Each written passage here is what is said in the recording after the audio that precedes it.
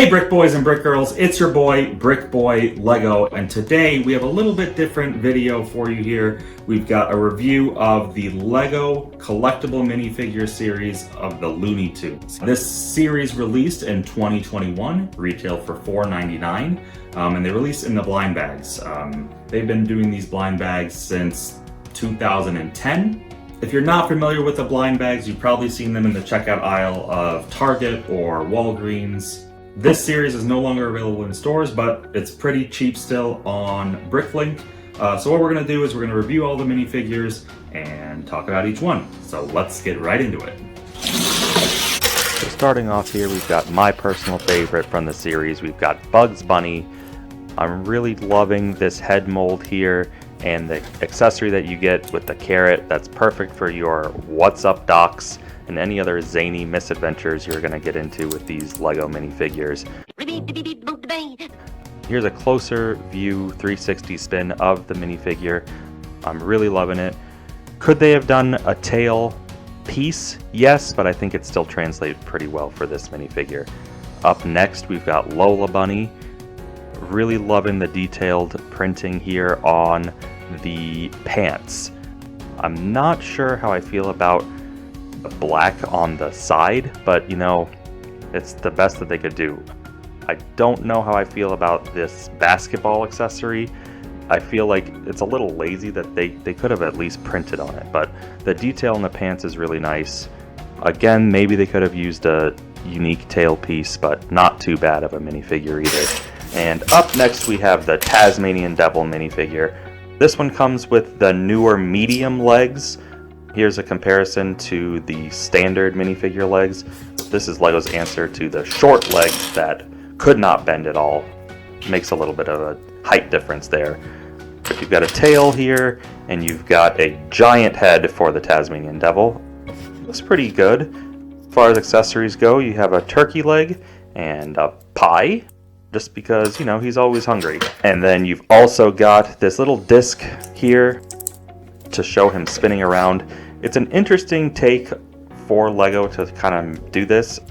The spin looks pretty satisfying. Not the easiest to do every time, but you know, it still looks pretty good for when he's spinning around like on the show, but it doesn't go onto the base plate, which is included, which I think is a little weird, but you know, what can you do? Here's a close-up of the Tasmanian Devil spinning around. I don't know how I feel about the tail. Seems to be a little bit longer than what is represented in the show, but you know, what can you do? And up next we've got Speedy Gonzales. This is another one of my favorite minifigures here. Here you've got the short legs that don't move, like I was saying before, but you know, he is a little small mouse, so that definitely makes sense for him to have the smallest legs available. You've got your tail here, and you've got this huge head mold, but it looks really nice with the hat, and then he fits nicely on there. And then you've got what everybody's always wanted, the actual cheese slopes with the cheese printing on there, so I think that's really nice. Here's your 360. This is overall really a great looking minifigure. I love the cheese slopes.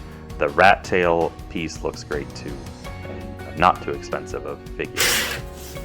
Up next you've got the old Daffy Duck, a classic again. I really like this duck butt mold here that they did. It really helps to make him look like a little duck butt. Pretty good looking minifigure. As far as the accessory goes, you've got the rabbit season sign. That's a classic. Rabbit season! Duck season! From the cartoon. I wish that they kind of would have done a duck season sign too to go with it, but you know, maybe in a future series they'll add it. But overall, great looking minifigure. The head looks amazing. Really, I don't know how much they could have done better here. Up next, we've got Wiley Coyote. Here you've got, looks like the same tail piece as the Tasmanian Devil. You've got another huge head mold here, but you know, I really like all the unique different head molds that you have. As far as an accessory goes, you've got the anvil. That's a nice little touch here. The old Acme anvil. Cute little build, simple, effective, and give him a little bonk there. So yeah, another great minifigure in the collection. Overall, I think that LEGO did a really good job with all these minifigures. Here's your close-up. Really an accurate representation here. I really like what they did. Up next, we've got the old Roadrunner. I'm really loving the tail mold here. Really tall, and you know, this was definitely a hard minifigure for LEGO to translate, but I think they did a really good job. The head is cool. You get a unique little feather for the top of his head too. This is definitely one of the tallest minifigures that they've done for this series, but he is very tall and lanky. I really like the wings that they put on it too. And then as far as your accessory goes, you get your little bird feed. Nothing like a little snack from the old Coyote, trying to trick him into eating a little snack. Beep beep. And then here's your 360 of the minifigure. Really, really cool. This is definitely one of my top 3 favorites. Up next, we've got Sylvester. I think this is another one that translated really well. Not a unique piece, but a unique print on the tail there. And then his head looks pretty good too. And then for an accessory, you've got a baseball bat. Always trying to get that Tweety Bird. Here's your 360 view of the minifigure. Looks pretty good. Liking the dual molding on the legs of the minifigure too. Not too shabby. And then up next, we've got Tweety Bird. This, well, just look for yourself. Really creepy looking. But, you know, what can you do? This was definitely one of the most difficult ones that they had to translate into a minifigure. I don't know if they succeeded. Let me know what you think in the comments, but this maybe is one of my least favorite ones, even though it's one of my favorite Looney Tunes characters. But I do like the giant mallet build that you've got here too, so not too shabby on that aspect. Then you've got your up close and personal 360, just really a nightmare. Big head, and you got that little tail sticking out in the back. I don't know, not the best here.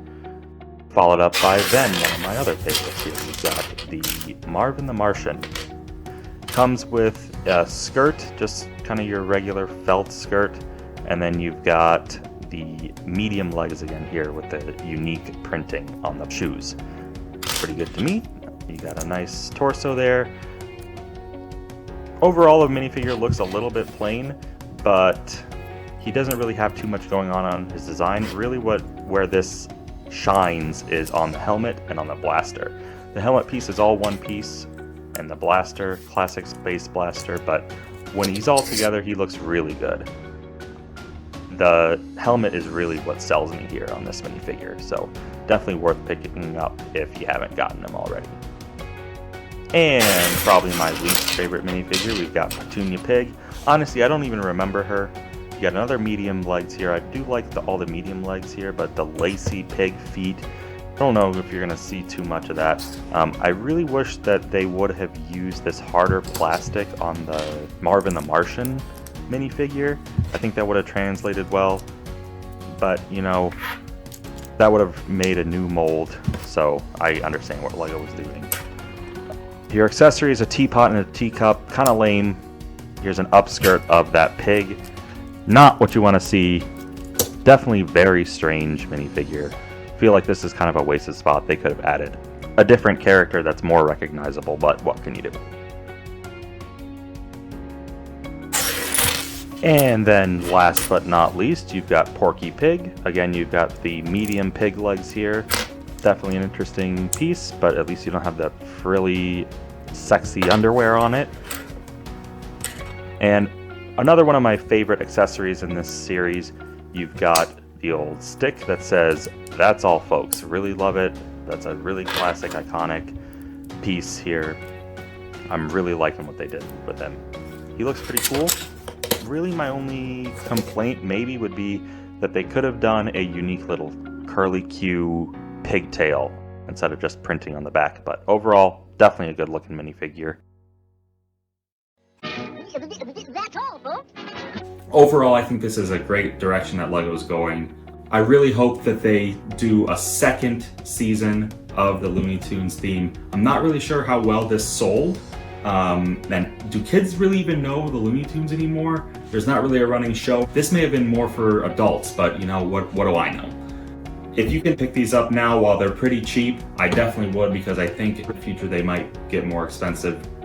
So that's gonna do it for today's review. Thank you so much for tuning in. Don't forget to like, subscribe, and comment if you haven't already. And tune in next time for more LEGO reviews coming soon.